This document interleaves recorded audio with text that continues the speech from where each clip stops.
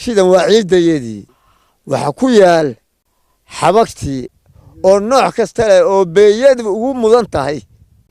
wixii garhka ka weeyta ka sokeeya wixii beeya ah oo ku yaal waa badan yihiin magacayadooda iyo waqtigooda waa waqtigii lagu kulmaa waddanka la sheegayo ee la isku haysto ilaa 4 qarni iyo in ka badan waddanku xuduud buu lahaa xadkaa waxaa lahaa habar yoonis bari ama reer sheekh saxaaq iyo warsangeli hadday buur tahay iyo hadday bannaan tahayba xagga badda iyo buurta calaamadda ugu weyni waa garhka geelweyte sida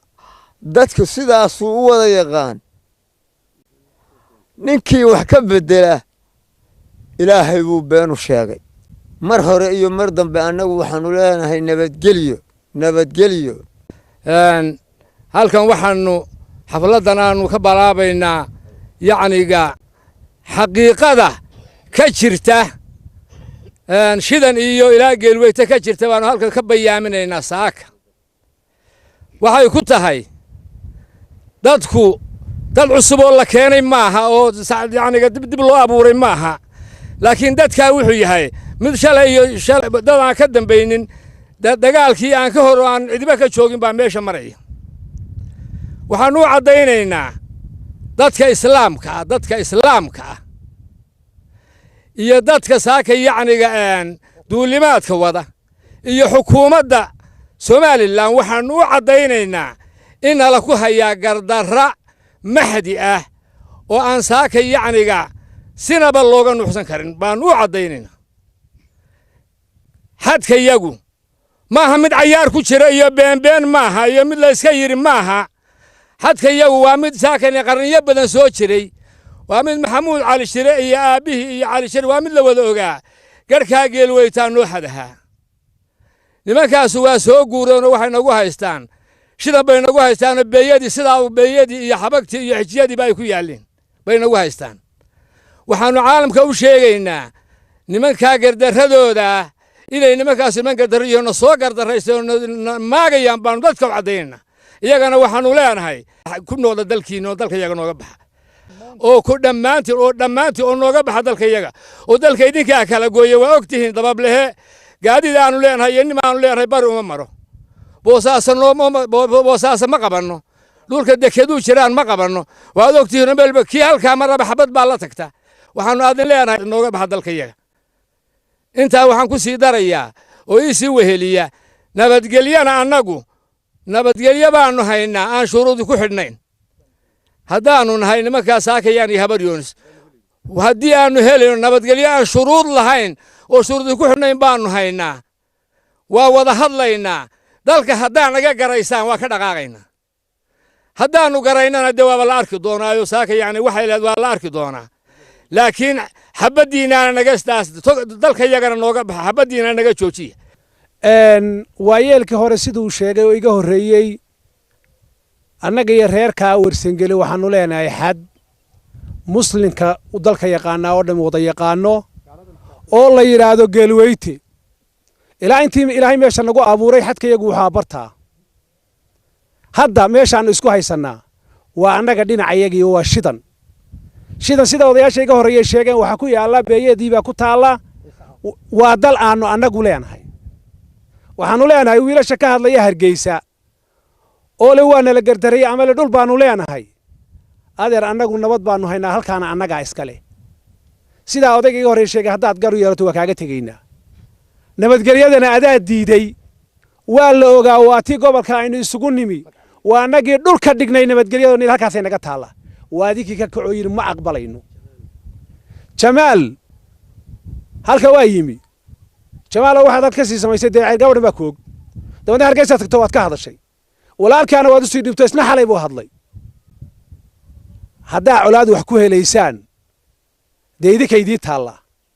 annagu laakiin nabadgelyo iyo dhulaannu leenahay baannu dee joognaa kaasaannu wax ku sheeganaynaa nabadgelyaannu annagu dhulkaya ku doonaynaa waa dhul caana oo la yaqaanaa indhaha iska ridinaye meeshiinnii ku noqda dhulkayagana nooga baxa annagu gardarra idin lama iman idinka xabadda bilaabay waa og tihiin oo hablaha qabteen oo reerkayagaabaa xabad la dhacaysaan oo ku noolan waaye meel walbana dalka waa maraysaan horaannu idiin sheegno dalka inaynu kala yeelanayno wada yeelano idinka idinku xidhan tahay annagu wada lahaanshahaannu oggolayn meel walba inaad martaan baannu oggolayn meel walba inaad degtaan baannu oggolayn idinkaa diiday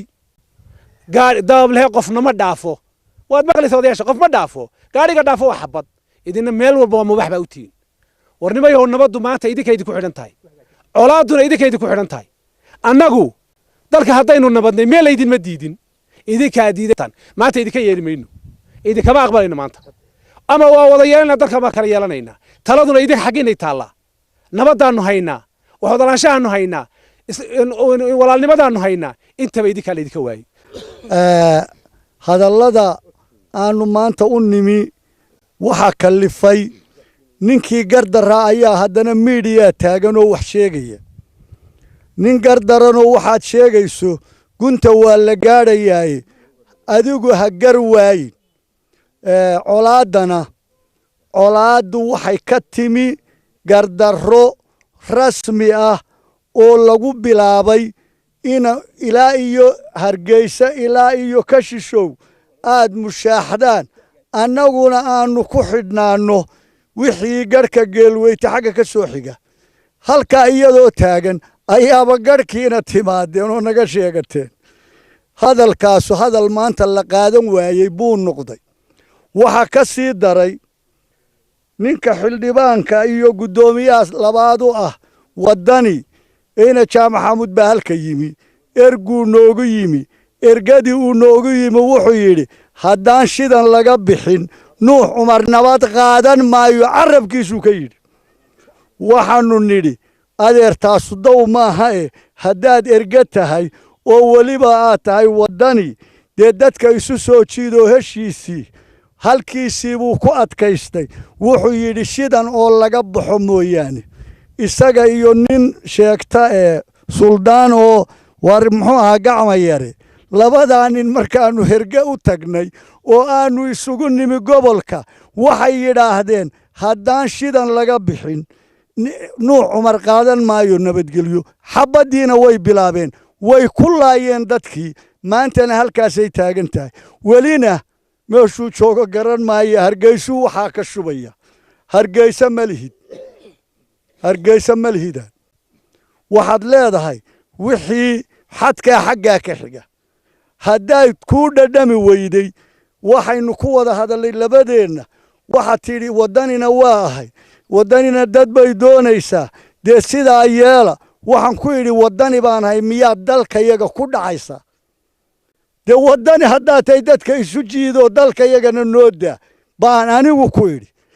igama garowsan weli hadalkiibuu shubayaa waxaan hadalkaa kaga daaqtegayaa odayada hadlaya waa odayadii bariga noo xigey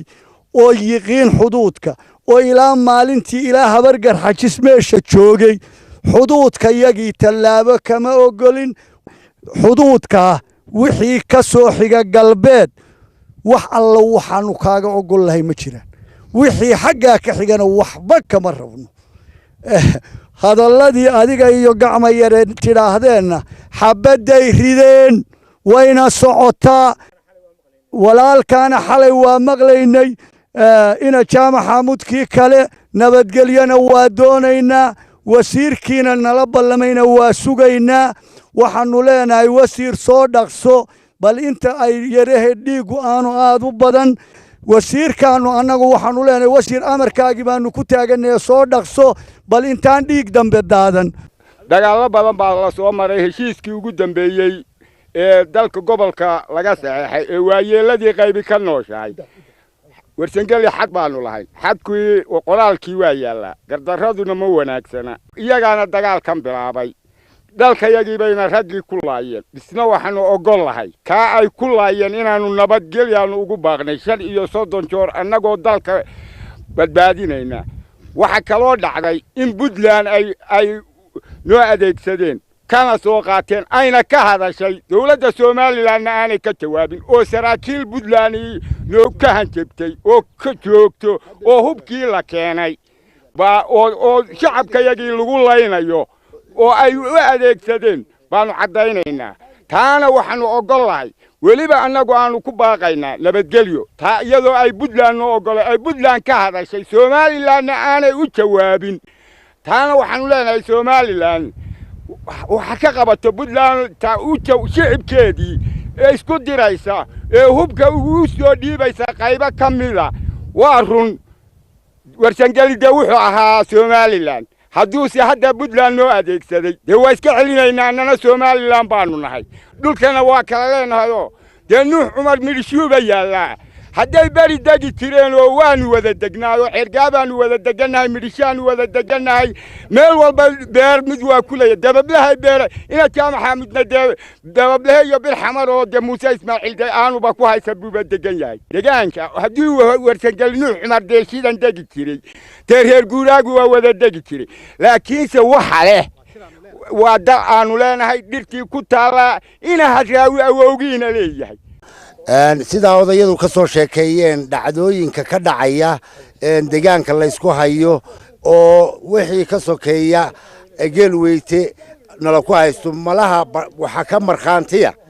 colaada ay heerkaasi u guntadeen oo ilaa xildhibaanadoodii ilaa waxgaradkoodii ilaa wixii xil ka hayay Somaliland ay miisaska Somaliland kaga doodayaan haddada waxaanu leenahay colaadaas waxay nagu soconaysay waxaana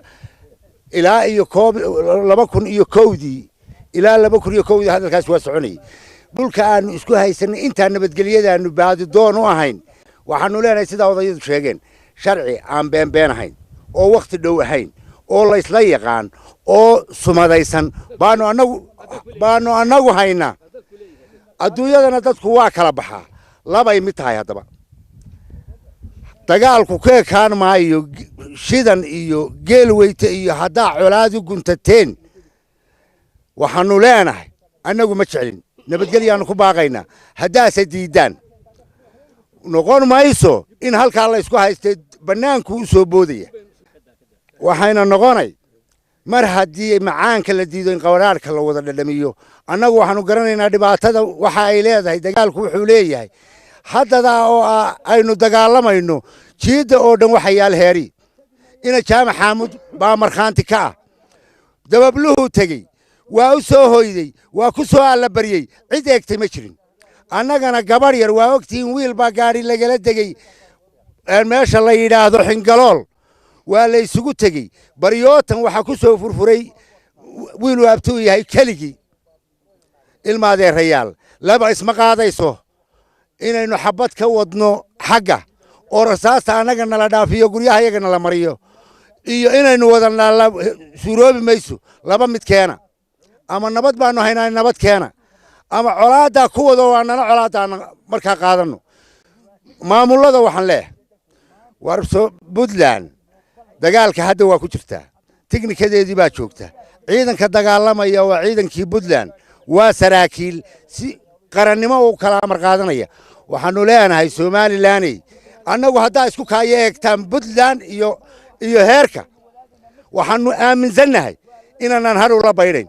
laakiin nabadu banaanka inaga taal ninkii qaadanaya colaaduna haddii la qaato waa qaadanayna